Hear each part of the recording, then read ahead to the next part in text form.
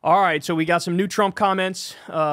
These are getting him a little heat. Let's listen. He's going to talk here about Jewish people. Oh, boy. You ought to have your heads examined. You ought to have your heads examined.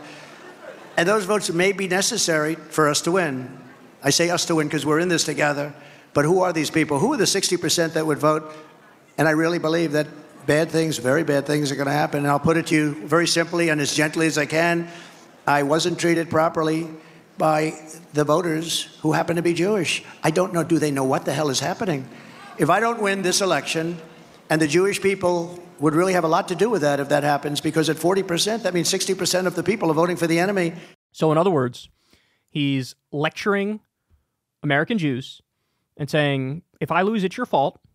It's going to be your fault because 60% are apparently against me. But really, the underlying point is, I give Israel everything they ever want, ever. I let them do whatever they want. I give them all the money. I give them all the... Why would you not support me? So he's linking American Jews to as one-to-one relationship with the Israeli government. Okay, that is an anti-Semitic thing to believe. The idea that if you're an American Jewish person, you just rent your mind out to the Israeli government in some hive mind type shit and you agree with the genocide that they're doing right now against Palestinians, that's anti-Semitic. We're not done. We're not done. We got more. Here we go. There's never been a time like this that people can remember. This was a period, they say, if you read it, and I find it very interesting, but this was just before the Holocaust. I think there's a very great similarity because nobody can believe what's been happening. If Kamala Harris wins instead of the most pro-Israel president ever, which I have been already declared to be, you will have the most anti-Israel president by far worse than Barack Hussein Obama. Over the past 12 months, Kamala Harris has repeatedly demanded an immediate ceasefire to save Hamas. She wants to save Hamas. And to confront the crisis of anti-Semitism at our universities, I will tell college presidents that they must end the anti-Semitic propaganda, or they will lose their accreditation and they will lose all federal support. So in other words, if universities don't crack down on pro-Palestine protests and arrest them and not allow them to do it, he's going to take away their accreditation and he's going to cut off their money. And he also has gone as far as to say he wants to deport pro-Palestine students. Full authoritarian.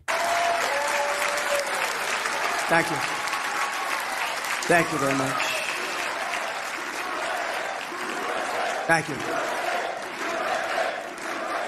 So there was a lane that was wide open for Trump to pivot on this one to Kamala's left and say, we're going to end the bloodshed. We're going to end the discussing. Look at what's happening. It's so bad. All these babies getting blown up. In 2016, Trump would have done that. In 2024, his brain is totally gone, and now he's like, no, I'm even more pro-Israel. I'm even more pro-war. I want to send them more weapons. I want to send them more money. I want to crack down on free speech in our own country. The pro-Palestine people, we got to get rid of them. We got to get rid of them. We got to destroy the universities that allow them to protest. This is where he is now.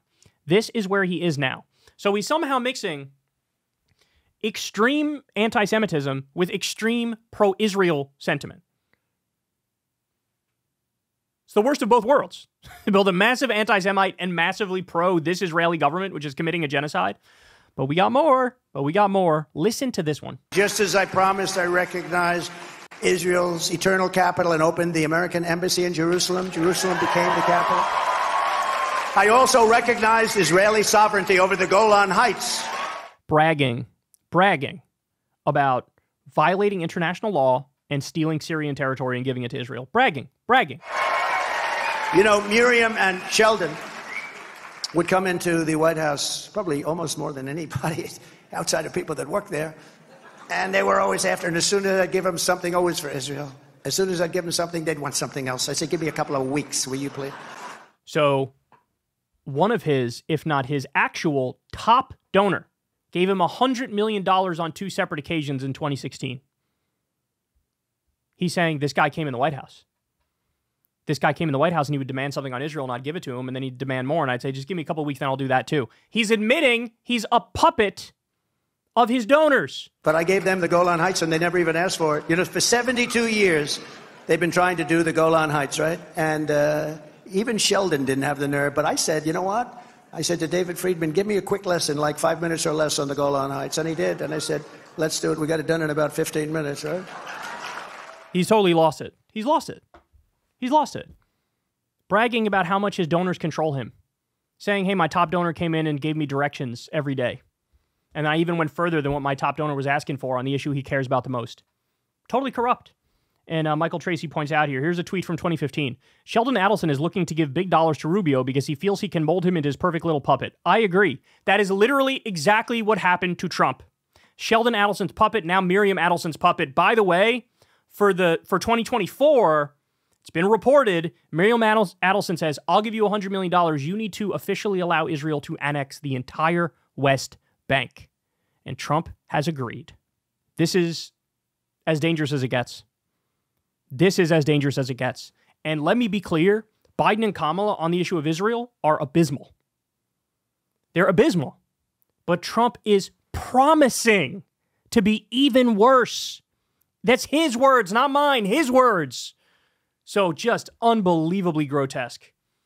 Man, everybody needs to see this video because this video says it all about how he functions and how our politics function. But honestly, it shows him as the worst of all of them. You give him $200 million, hey, you come in the White House more than anybody else, you tell me what to do, I'll do it. He's admitting he's a puppet to the donor class. He's admitting it. All right, guys, that's the show. Love you all very much. You know the deal. Like, subscribe, yada, yada. Support on Patreon or tip on YouTube. All right, I love you guys, and I'll see you tomorrow. Peace. Hey, y'all, do me a favor and like and subscribe. It helps out big time in the algorithm. Click the bell as well for notifications when videos drop. And watch that video on screen right now. You know you want to.